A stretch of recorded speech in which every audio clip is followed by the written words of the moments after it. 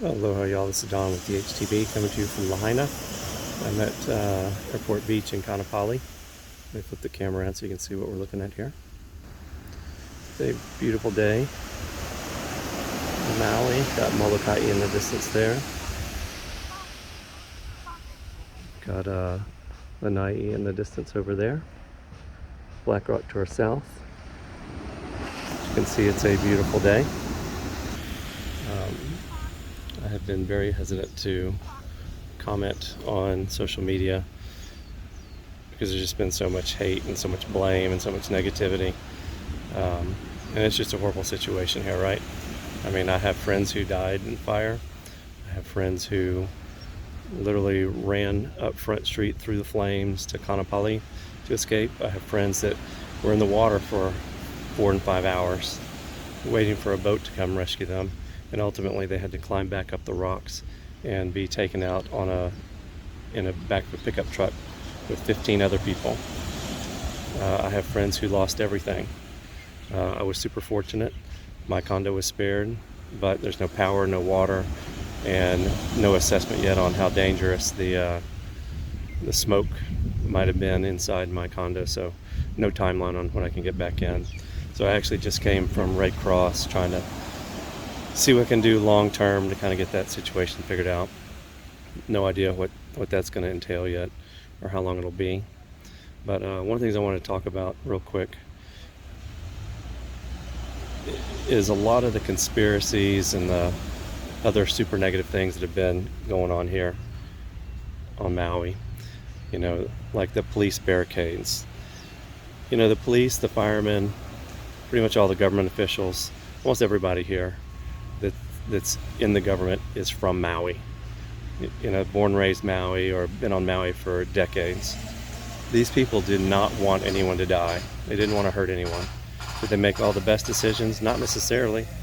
But you know, this was literally one of the worst things that's ever happened in America, and they were doing their best. I was talking to one of my neighbors and they were talking about the barricades. So I'm trying to get closer because now there's all this noise going on. But there were, so from Front Street, near the old chart house where that church was, where it winds into the highway, there was police stopping people, and that is true. But what people don't understand is that from that point north, there were power lines across 3 of the 4 lanes. There was only 1 lane of traffic that could get out, and the policemen were trying to allow people on the highway to escape, and then they'd stop them and let people on Front Street get out to escape, and there were just too many cars for them to be able to handle all that. So ultimately there was no situation where the police could have made a decision that would have let everybody escape. So I don't know what they're supposed to do, but I guarantee you those Maui police were doing the best that they could. I know communications were cut off, power was cut off, everything was gone, super high winds. You know, this is just a horrible situation, and I really wish people would understand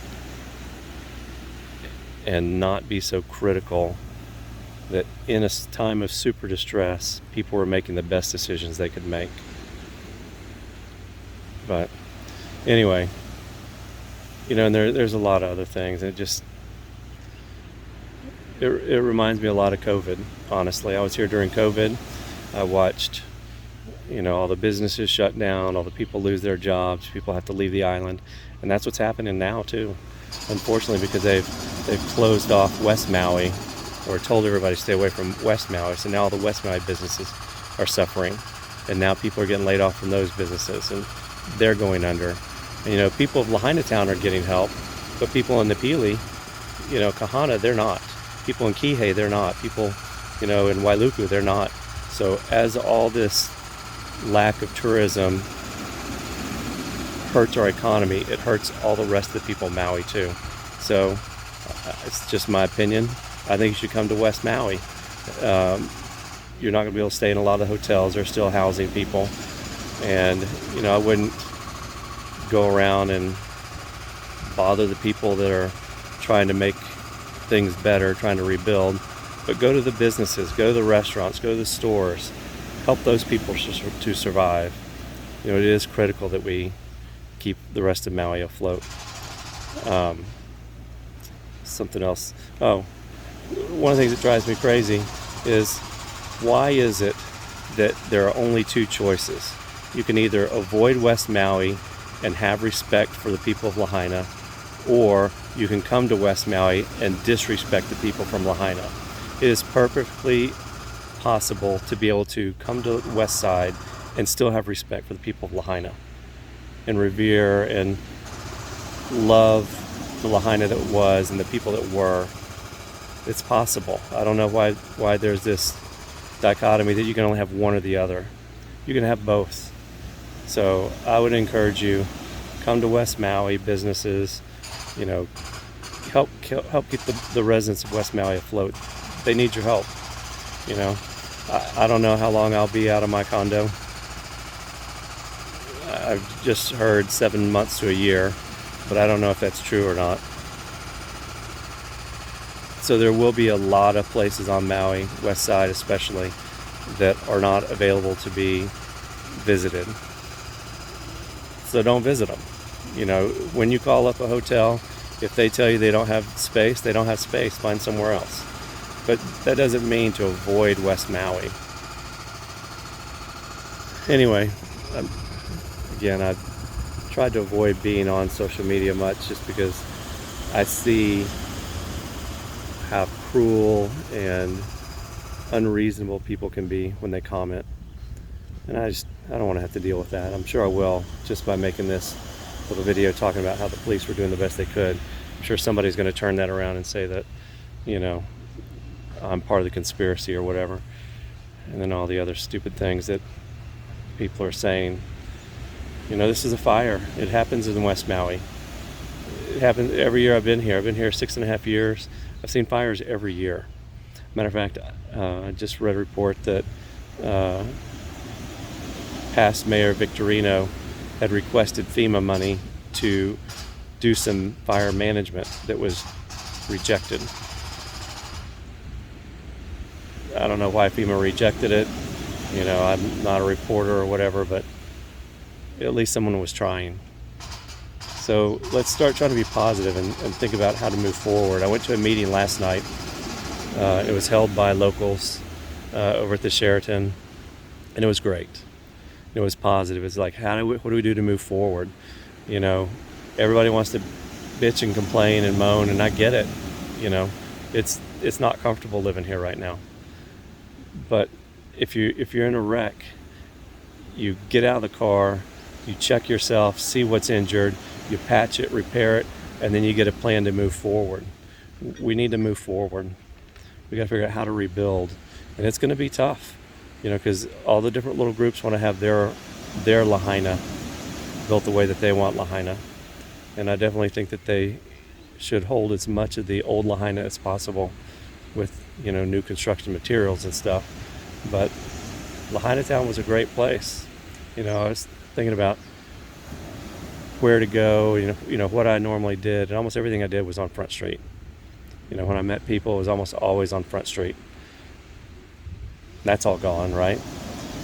So the only way we're going to be able to rebuild this back is to get people together and focus on moving forward. You know, there's definitely a place and a time to figure out what went wrong and place blame if there's blame, but we really need to focus on moving forward. How do we rebuild? You know, what are the codes that we need to follow? How do we make sure that people remember the old Lahaina? I was talking to a guy yesterday that used to, or still works for Lahaina Restoration Foundation, and his job was to input old letters and documents from Lahaina into a computer to kind of save them. And fortunately, he had been doing that. And I think he said he had just finished typing in 200 letters or something, old Lahaina letters, and I assume that they're all gone. So the original documents are gone, but fortunately, he had been here volunteering and doing that work to input them. So we're going to have the history of Lahaina will remain, even though the original buildings aren't here. But anyhow, I will let everybody go. I'm just so tired of all the negative stuff, you know. I'd really like to move forward, you know, and we can honor the people of Lahaina and still move forward. So let's move forward.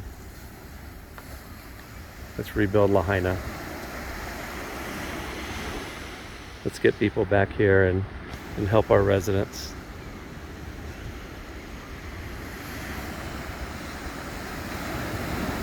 This is actually the first time I've been to the beach in a few months. You know, a lot of soul searching you do now about what's going to happen here in Lahaina and how things are going to go forward. But I just hope and pray everybody will come together. You know, there are going to be differences, opinions. We got to figure out how to make this work. All right. Aloha, y'all, and hui ho.